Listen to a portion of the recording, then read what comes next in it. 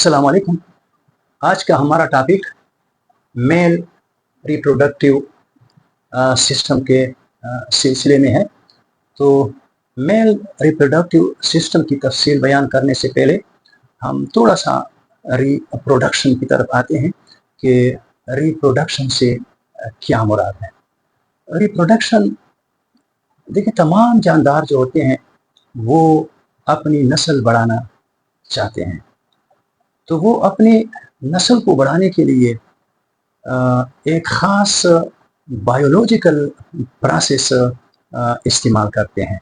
इस biological process को reproduction का नाम दिया जाता है।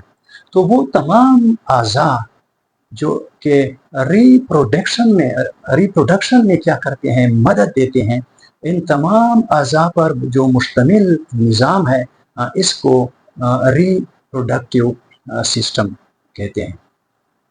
तो मेल के अंदर जो रिप्रोडक्टिव सिस्टम होता है, इसको मुख्तलिफ हिस्सों में तकसीम किया गया है, और या मुख्तलिफ अज़ा हम कह सकते हैं, मुख्तलिफ हिस्से कह सकते हैं, मुख्तलिफ पार्ट्स में इसको तकसीम किया गया है। तो इसका जो कुछ पार्ट बॉडी के बाहर होते हैं, कुछ बॉडी के अंदर होते हैं। तो इस पार्ट्स की हम एक एक की हम क्या करते हैं, तफसील से इसकी वजाहत करते हैं। तो सबसे जो मेल रिप्रोडक्टिव सिस्टम में जो सबसे पहला जो पार्ट है, पहला जो हिस्सा है, इसको स्क्रोटम का नाम दिया गया है। इसको स्क्रोटम कहते हैं। स्क्रोटम ये रिप्रोडक्टिव सिस्टम का कौन सा हिस्सा है? ये रिप्रोडक्टिव का ये जो हिस्सा है, ये जिस्म के बाहर होता है और दोनों टांगों के वस्त में होता है, और ये एक नाली की एक तेली की शक्ल में होता है। ये एक तेली है, एक सेक की तरह है, और सेक, और इस सेक के अंदर फिर क्या होते हैं, फिर टेस्टिस होते हैं। तो ये जो सेक है, ये जो तेली है, जिसको क्या नाम दिया गया है, स्क्रूटम कहते हैं। ये तेली यहाँ पर इंसानी बॉडी के अंदर जो होते हैं, ये दो टेस्टिस होते हैं, और दोनों टेस्टिस इस स्क्रूटम के क्या होते हैं, अंदर होते हैं। दोनों टेस्टिस इसके अंदर होते हैं। तो यहाँ पर चूंकि हम स्क्रूटम का जिक्र कर रहे हैं, तो ये स्क्रूटम जो होता है, ये एक सख्त किस्म का क्या होता है, पर्दा होता है एक, और इस के अंदर ब्लड के वेसल भी होते हैं, इसमें नर्व भी होते हैं, इसके अंदर मसल भी होते हैं, यानी मसल पर, ये सब पर ये मुश्तमिल होता है। और इसका जो एक ऊपर वाला हिस्सा, ये बॉडी के साथ क्या होता है, चिपका होता है, टच होता है। अंदर नीचे वाला हिस्सा क्या होता है, वो आज़ाद होता है। और ये इसमें ख़ासकर दो किस्म के जो मसल हैं वो बहुत आम है, यानी ये दो किस्म के मसल पर मुश्तमिल होता है। एक को डॉर्टस मसल कहते हैं, और एक को क्रीमास्टर मसल कहते हैं। अब एक इस तेली का काम, इस स्क्रोटम का एक काम तो ये है कि ये तो बाहर से जो टेस्टिस होते हैं, इसकी वो हिफाजत करते हैं। ये सुर्ख रंग से जो मैंने यहाँ पर दिखाया है, ये स्क्रोटम है। ये तो तेली की तरह होता है, हर तरफ ये होता है, क्योंकि ये तेली है स्क्रोटम। और इसके अंदर की सतह पर क्या होते हैं, ये डार्टस मसल होते हैं, डार्टर मसल। और ये पूरा जो स्क्रोटम होता है, पूरे स्क्रोटम में ये मसल पाए जाते हैं, मसल ये पहले ये होते हैं। और इसके बाद फिर क्या होते हैं, ये क्रीमास्टर मसल होते हैं। अब ये मसल का क्या काम होता है? देखिए, जब टेस्टिस के अंदर जब स्पर्म बनते हैं, तो स्पर्म बनने के लिए 35 डिग्री सेंटीग्रेड टेम्परेचर होना ज़रूरी है। यानी जिस्म के टेम्परेचर से 2-3 सेंटीग्रेड कम टेम्परेचर ये स्पर्म बनने के लिए क्या होता है, ये टेम्परेचर ज़रूरी होता है। तो ये जब, अगर ये सर्दियाँ हैं, सर्दियाँ, तो सर्दियों में बाहर सर्दी होती है, और जब बाहर सर्दी होती है तो फिर ये स्क्रोटम जो होता है इससे तो हीट क्या होती है, बाहर खारिज होती है, और हीट खारिज होने की वजह से जो टेम्परेचर 35 से नीचे जाने का खतरा होता है। तो इसी वजह से ये जो डार्टस होते हैं, डार्टर मसल सेल, ये सिकुड़ जाते हैं, और ये पूरा जो स्क्रोटम होता है ये सिकुड़ जाता है, और ये बॉडी के क्या हो जाता है, करीब चला जाता है, करीब चला जाता है, और करीब चले जाने की वजह से फिर इससे हरारत खारिज होने का जो सिलसिला था वो बंद हो जाता है, और इससे फिर हरारत, अंदर वाली हरारत इससे बाहर खारिज नहीं होती, और टेम्परेचर 35 डिग्री सेंटीग्रेड पर क्या होता है, मुस्तकिल रहता है। अब अगर गर्मियां हैं तो गर्मियों में तो जिस्म की जो दर्जा हरारत है, जिस्म तो गर्म होता है, बाहर भी क्या होती है, हरारत होती है, और जब ये जिस्म के करीब हो तो ये 35 दर्जे सेंटीग्रेड का ऊपर जाना क्या होता है, खतरा होता है, टेम्परेचर 35 से फिर ऊपर जाता है। तो इसी वजह से ये जो क्रीमास्टर मसल होते हैं ये रिलैक्स हो जाते हैं, ये पेल जाते हैं, और इस पेलने की वजह से जो टेस्टिस होते हैं वो बॉडी से वो दूर चले जाते हैं, ताकि इसका जो टेम्परेचर है 35 दर्जे सेंटीग्रेड टेम्परेचर वो क्या रहे, बरकरार रहे, क्योंकि यही इसका थ्रेशोल्ड टेम्परेचर है। इसी पर क्या होता है, स्पर्म क्या होते हैं, बनते हैं। स्पर्म बनने के लिए 35 का होना क्या है, जरूरी है। तो इसी वजह से वो क्या हो जाते हैं, नीचे चले जाते हैं, ताकि बॉडी की हरारत से वो महफूज रहे, और बाहर हवा इस पर लगे, और इसका टेम्परेचर 35 सेंटीग्रेड क्या रहे, ये बरकरार रहे। तो ये तो स्क्रोटम का क्या था, फंक्शन है, और इसी वजह से ये दो मसल क्या होते हैं स्क्रोटम में अल्लाह ताला ने क्या किए हैं, पैदा किए हैं, और इसका फंक्शन क्या है, ये टेस्टिस का टेम्परेचर 35 दर्जे सेंटीग्रेड पर मुस्तकिल रखना होता है। इसके बाद जो मैंने आपको बताया कि ये स्क्रोटम के अंदर दो टेस्टिस होते हैं, टेस्टिस और इसका वाहिद टेस्टिस है। तो दो टेस्टिस होते हैं, यहाँ मैंने एक टेस्टिस दिया है, ये जो दिया है एक टेस्टिस, दो टेस्टिस होते हैं, सिर्फ यहाँ पर समझाने के लिए मैंने एक दिया है। तो दो टेस्टिस होते हैं, और हर टेस्टिस की जो लंबाई होती है वो 5 सेंटीमीटर होती है, इसका लेंथ 5 सेंटीमीटर होता है, और वेट इसका 2.5 सेंटीमीटर होता है, क्योंकि ये थोड़ा सा चिपटे होते हैं, बिल्कुल गोल नहीं होते, हालांकि ये अंडों की शक्ल की होते हैं, लेकिन थोड़े से ये क्या होते हैं, चिपटे होते हैं। अब ये टेस्टिस जो है, ये टेस्टिस फिर क्या है, ये मुख्तलिफ किस्म के हिस्सों पर ये टेस्टिस एक टेस्टिस मुश्तमिल है। तो सबसे पहले हम आते हैं कि टेस्टिस के बाहर यहाँ पर ये सब्ज रंग का एक पर्दा दिखाया गया है मैंने, ये सब्ज रंग का एक पर्दा होता है, ये जो पर्दा है ये एक टेस्टिस है, और इस टेस्टिस के गिर्द ये सब्ज रंग का एक पर्दा है, और इस सब्ज रंग के पर्दे को क्या नाम देता है, टोनिका एल्बोजीनिया।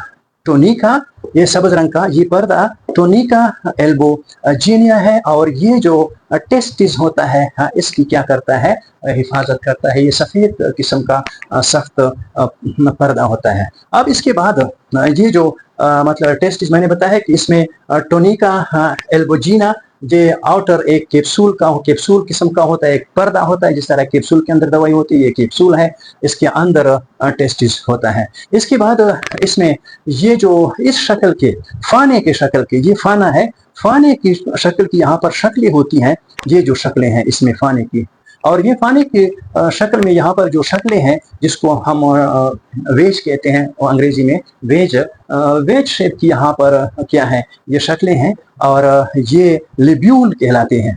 इसको क्या नाम दिया गया है, इसको लोब्यूल कहते हैं। ये देखिए, ये जो फाने हैं ये इसको लोब्यूल्स कहते हैं। यहाँ पर मैंने दिखाया है टोनिका के बाद लोब्यूल्स हैं, और ये लोब्यूल्स जो होते हैं, ये लोब्यूल्स एक टेस्टिस के अंदर इसकी 200 से 300 तक इसकी तादाद होती है, यानी ये इस शक्ल के होते हैं। बाहर ऐसा चौड़ा होता है, अंदर ऐसा थोड़ा सा क्या होता है, तंग होता है।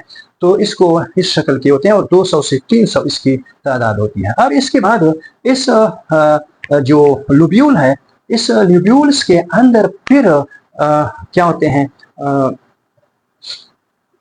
सेमिनिफरस ट्यूब्यूल्स होते हैं। ये सेमिनस ट्यूब्यूल ये नालियां होती है, लेकिन ये क्वायर्ड होती है, क्वायर्ड यानी सीधे नहीं होते, ये ट्यूब्यूल सीधे नहीं होते, बल्कि क्या होते हैं, क्वाइल होते हैं, क्वाइल की तरह ये होती हैं। ये देखिए सुर्ख रंग के जो मैंने दिखाए हैं, इसी तरह ये जो एक जो है क्या सेमिनस ट्यूब्यूल है, इसके अंदर भी सेमिनस ट्यूब्यूल होता है। हर जो लिब्यूल होता है, ये लिब्यूल है, ये खाने लिब्यूल कहलाते हैं, और खाने के अंदर फिर सेमिनिफरस ट्यूब्यूल्स होते हैं। और इन सेमिनस ट्यूब्यूल्स के अंदर भी दो किस्म के सेल होते हैं, लेकिन इसकी तफसील में हम नहीं जाते। तो वो सेल जो होते हैं वो सेमिनस ट्यूब्यूल ये क्वाइल की शक्ल में होते हैं। और ये इसका काम क्या होता है, इसके अंदर मैंने कहा कि इसके अंदर की जो सतह होती है, दो किस्म के सेल होते हैं, और वो सेल, इसमें एक सेल जो होता है वो स्पर्म पैदा करते हैं। तो इसके अंदर, इस सेमिनस ट्यूब्यूल के अंदर क्या होते हैं, स्पर्म पैदा होते हैं। तो यानी ये सेमिनस ट्यूब्यूल का असल काम जो होता है स्पर्म पैदा करना होता है। तो ये स्पर्म पैदा करते हैं। और ये जो सेमिनस ट्यूब्यूल होते हैं, इसके दो सर्मिस ट्यूब्यूल जो सेमिनस ट्यूब्यूल के दरमियान जो खाली जगह होती है, इस खाली जगह के अंदर फिर एक खास किस्म के सेल होते हैं जिसको लेडिक सेल कहते हैं।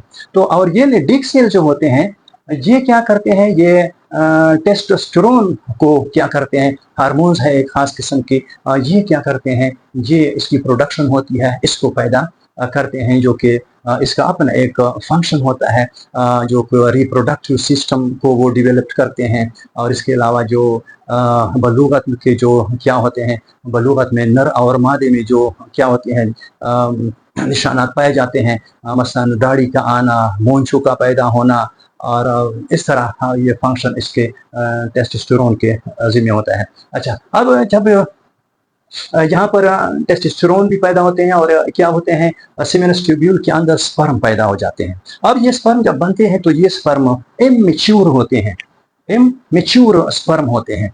तो ये इमैच्योर स्पर्म जो होते हैं, यहाँ पर ये वस्त में, इस टेस्टिस के वस्त में यहाँ पर कुछ क्या होती हैं, यहाँ पर ट्यूब्यूल्स होती हैं। और ये ट्यूब्यूल्स जो होती हैं यहाँ पर, इन ट्यूब्यूल्स का नाम है रेटी टेस्टिस। इस इन ट्यूब्यूल का नाम क्या है, रेटी टेस्टिस। और रेटी टेस्टिस का काम ये है कि ये जो यहाँ पर सेमिनस ट्यूब्यूल जो है, सेमिनस ट्यूब्यूल, ये सेमिनस ट्यूब्यूल है, इससे स्पर्म कलेक्ट करते हैं। तो ये स्पर्म क्या होते हैं, ये रेटी टेस्टिस ट्यूब्यूल्स हैं, ये रेटी टेस्टिस ट्यूब्यूल, ये इन सेमिनस जो होते हैं ट्यूब्यूल होते हैं, इससे इन स्पर्म को क्या करते हैं, यहाँ पर कलेक्ट करते हैं, यहाँ पर जमा करते हैं। तो जमा करने के बाद इसके ऊपर कुछ और किस्म के डक्ट होते हैं। ये ट्यूब्यूल है और ऊपर ये डक्ट है। अब एक सवाल ये पैदा होता है कि ट्यूब्यूल और डक्ट में क्या फर्क होता है। डक्ट सिर्फ नाली होती है, एक पैप, जिस तरह पानी का पैप होता है, पैप की तरह एक पैप होता है। लेकिन जो मसलन इंसान की जो आंतड़ियां होती है, आंतड़ियां, तो ये आंतड़ियां जो होती हैं, ये डक्ट इसको नहीं कह सकते, क्योंकि आंतड़ियों के अंदर कुछ चीजें भी अंदर पैदा होती हैं, या तो जो नालियां, जो ट्यूब, छोटे छोटे ट्यूब हो और इसके अंदर या कुछ नया मादा पैदा होने की सलाहियत हो, कुछ फ्लूइड पैदा होने की सलाहियत, या फ्लूइड इसमें जज़ब होने की सलाहियत हो, तो फिर इसको आप डक्ट नहीं, फिर आप इसको ट्यूब्यूल कहेंगे। तो ये ट्यूब्यूल्स होते हैं। तो ये डक्ट हैं, और ये जो डक्ट जो है इसको एफेरेंट डक्ट्स कहते हैं, ये एफेरेंट डक्ट्स हैं। तो ये जो स्पर्म होते हैं जो अभी तक इमैच्योर हैं, ये इन डक्ट्स में आ जाते हैं, और इन डक्ट्स को एफेरेंट डक्ट्स, और ये तकरीबन तादाद में 10 से 20 होते हैं, 10 से 20। तो यह स्पर्म जब इसके अंदर आ जाते हैं, तो इस नालियों के सिरे पर एक और किस्म का क्या है, एक शक्ल है जो नीले रंग से क्या किया है, दिखाया गया है। यहाँ पर इसका ऐसा चौड़ा है, फिर तंग होता हुआ यहाँ पर, फिर इसी तरह यहाँ इधर ये चला गया है। तो यहाँ से यहाँ तक ये जो हिस्सा है, और इसको नाम दिया जाता है एपिडिडिमस। एपिडिडिमस, ये एपिडिडिमस कहलाता है। ये यहाँ पर मैंने दिया है कि एफेरेंट डक्ट्स के बाद, क्योंकि यहाँ पर स्पर्म जो होते हैं ये एफेरेंट क्या है, डक्ट्स हैं। एफेरेंट डक्ट्स में स्पर्म आ जाते हैं, और एफेरेंट डक्ट्स के बाद ये एपिडिडिमिस में, और ये एपिडिडिमिस जो होता है ये 6 से 7 मीटर लंबा होता है। ये हिस्सा मोटा है, फिर इसका तो ये हिस्सा सारा क्या है, तंग है। ये 6 से 7 मीटर पर मुश्तमिल होता है, लेकिन इसके 3 हिस्से होते हैं, 3 हिस्से होते हैं। पहला हिस्सा हेड, ये हेड है, ये हिस्सा हेड कहलाता है। इसके दरमियान वाला हिस्सा इसको बॉडी कहते हैं, और आखिरी वाला हिस्सा इसका टेल कहलाता है, इसका ये दुम कहलाता है। अब ये स्पर्म जो एफेरेंट डक्ट्स होते हैं, इसको वासा एफेरेंशिया भी कहते हैं। एफेरेंट डक्ट्स या वासा एफेरेंशिया भी इस डक्ट को कहते हैं। ये स्पर्म जो होते हैं, इसका जो एपिडिडेमिस होता है, इसके हेड में चले जाते हैं। ये हेड है इसका, इसके हेड में यहाँ पर आ जाते हैं। जब इसमें हेड में आ जाते हैं तो ये अभी तक इमैच्योर होते हैं, तो ये इमैच्योर होते हैं यहाँ पर। फिर इसके बाद कुछ अर्सा गुजारने के बाद ये इसके बॉडी में आ जाते हैं। ये इसका बॉडी है। बॉडी में जब आ जाते हैं तो फिर यहाँ पर इसका मैच्योर होना शुरू हो जाता है, यानी इसके बॉडी में ये मैच्योर होना, स्पर्म का मैच्योर होना क्या हो जाता है, शुरू हो जाता है। यहाँ पर मैंने दिखाया है कि हेड ये इमैच्योर स्पर्म पर मुश्तमिल है। फिर बॉडी जो है इसका, यहाँ पर स्पर्म बिगिन टू मैच्योर, और इसका टेल जो है स्पर्म बिकम मैच्योर हियर। यहाँ पर जो इसका जो क्या होता है, टेल होता है, इस टेल में क्या होता है, ये स्पर्म मुकम्मल तौर पर क्या हो जाता है, यहाँ पर ये मैच्योर हो जाता है। इसमें मोटेलिटी आ जाती है, इसमें फर्टिलिटी आ जाती है। मोटेलिटी का मतलब है कि वो आसानी के साथ हरकत कर सकता है स्पर्म, क्योंकि वो मुकम्मल हो जाता है, मैच्योर हो जाता है। और फर्टिलिटी का मतलब ये है कि अब इसमें अंडे के साथ मिलने की जो सलाहियत है, फर्टिलाइजेशन की सलाहियत इसमें आ जाती है, इसका मिलाप हो सकता है। तो जब यहाँ पर स्पर्म, देखिए हमने बताया है, यहाँ पर आ जाते हैं। अच्छा, इसके बाद ये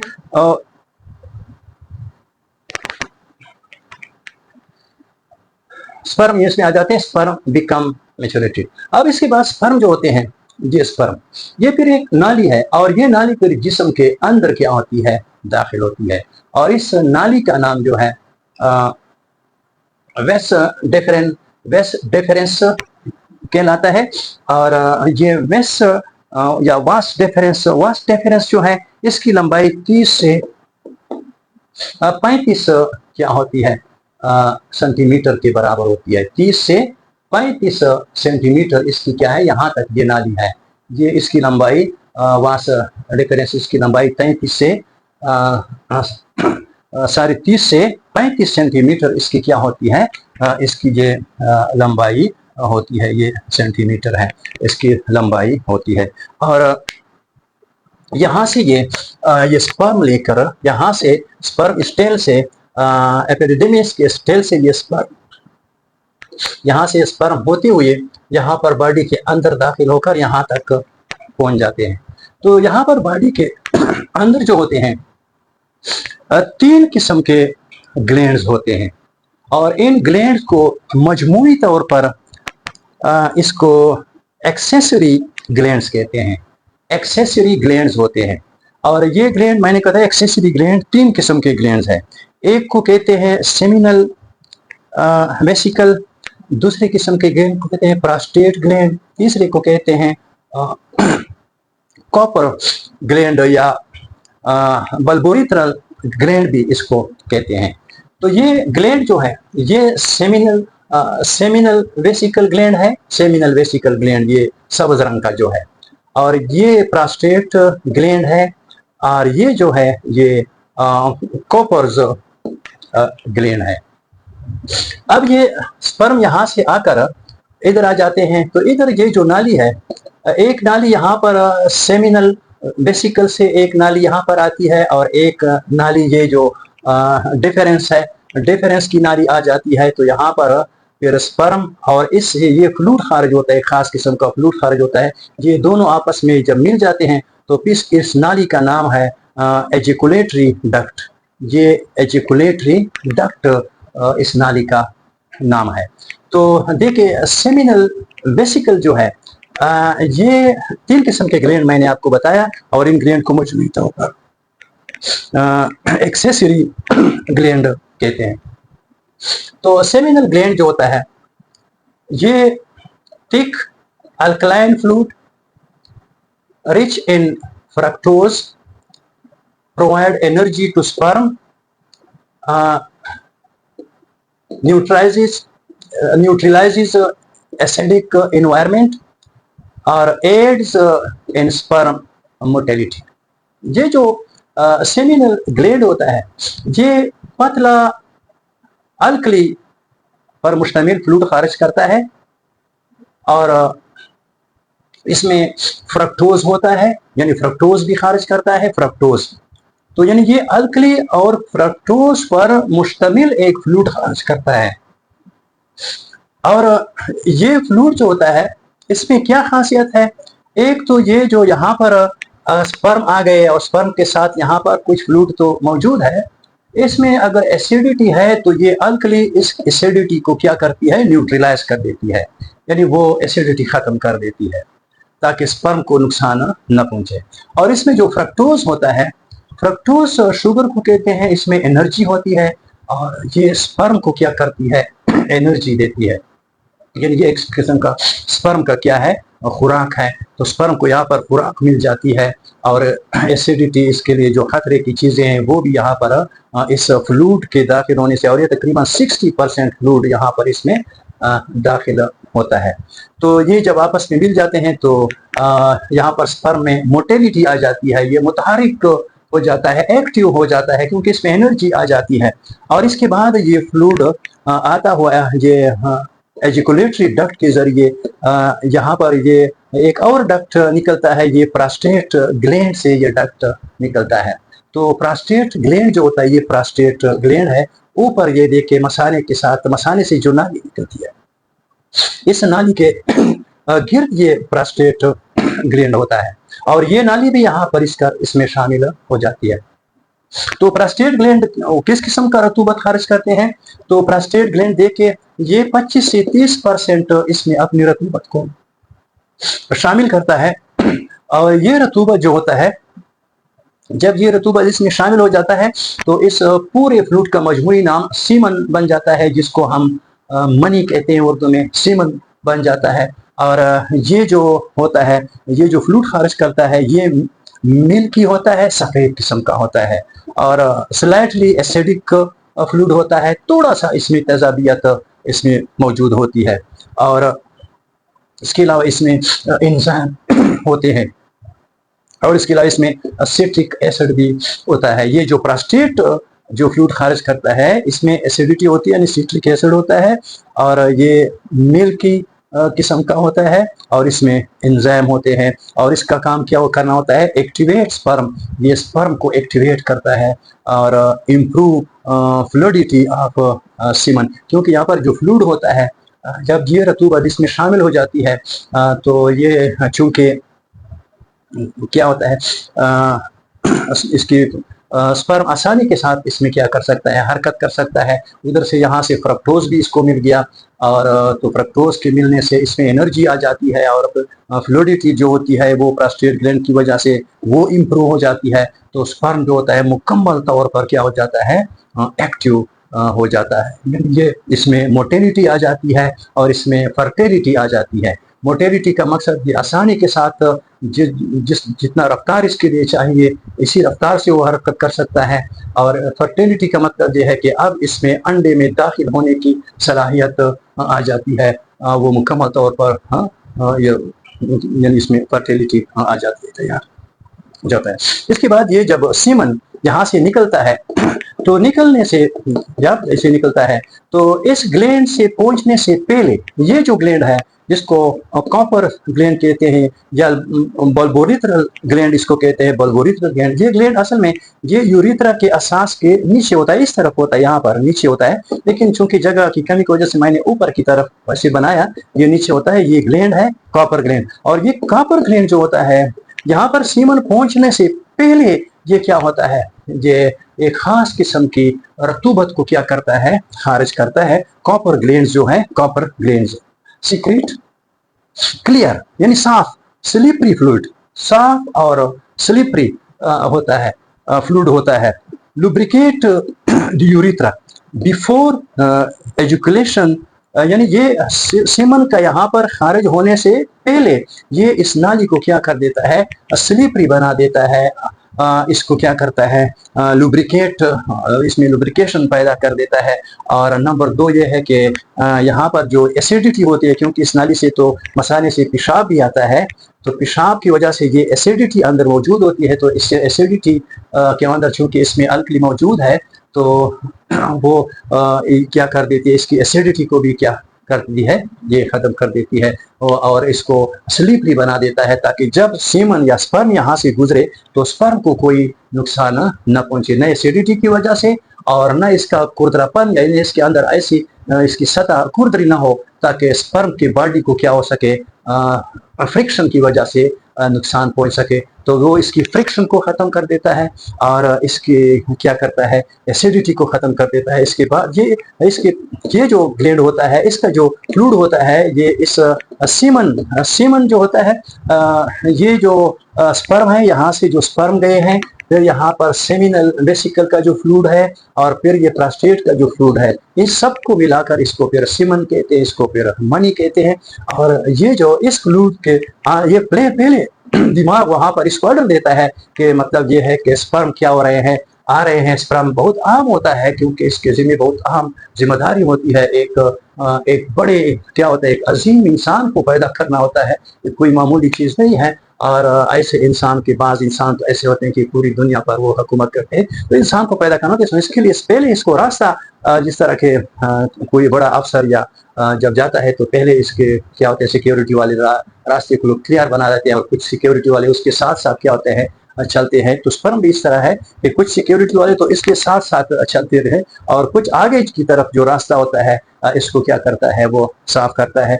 इसके बाद फिर ये यूरिथ्रा के जरिए क्या होता है, जिस्म से बाहर या वहाँ पर जो यहाँ पर इसको पहुंचाना होता है, वहाँ पर क्या हो जाता है, ये पहुंच जाता है। तो ये सीमन जो होता है, सीमन या मनी, इससे तकरीबन 95% फ्लूइड होता है और इसमें सिर्फ 5% इसमें स्पर्म होते हैं।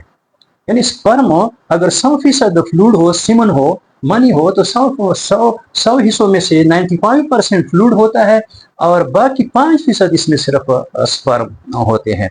और वन एजुकुलेशन, एक मरतबा डिस्चार्ज होने से जो स्पर्म बाहर खारिज होते हैं, इसमें तकरीबन 2 से 6 मिलीलीटर सीमन या यानी ये मनी पर मुश्तमिल होता है। एक मरतबा डिस्चार्ज होना जो होता है, इसमें 6 मिलीलीटर क्या होता है, जिसको सिरिंज में हम सीसी कहते हैं। तो सिरिंज जो सीसी जिसको कहते हैं कि 1 सीसी, ये 1 सीसी 1 मिलीलीटर के बराबर होता है।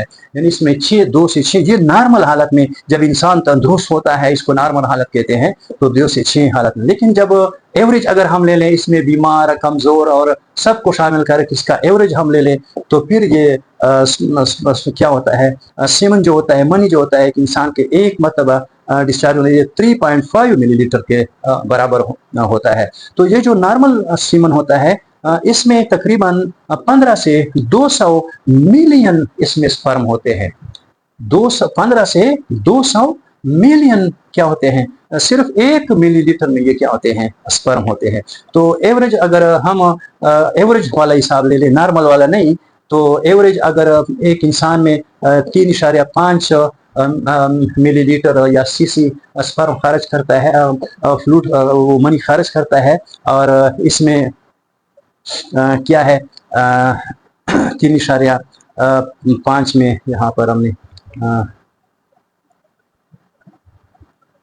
किधर लिखा है, यहाँ पर 2 से 6, 3.5, यहाँ से 15 पर अगर हम जरा देंगे तो गलत है। बहरहाल WHO की रिपोर्ट के मुताबिक एक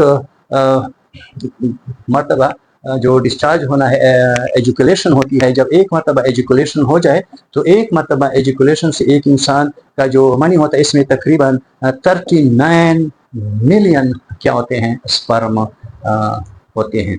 और इसके बाद हम आगे पढ़ेंगे, एक फीमेल में जब होता है, सिर्फ एक ही अंडा क्या होता है, पैदा पूरे महीने में सिर्फ एक ही अंडा पैदा होता है। और एक इंसान जो होता है, जब इस एक मरतबा इसकी एजुकुलेशन होती है, तो इसमें 39 मिलियन इसमें क्या होते हैं, स्पर्म होते हैं। इसके साथ हमारा आज का लेक्चर ख़त्म हुआ। खुदा हाफिज़।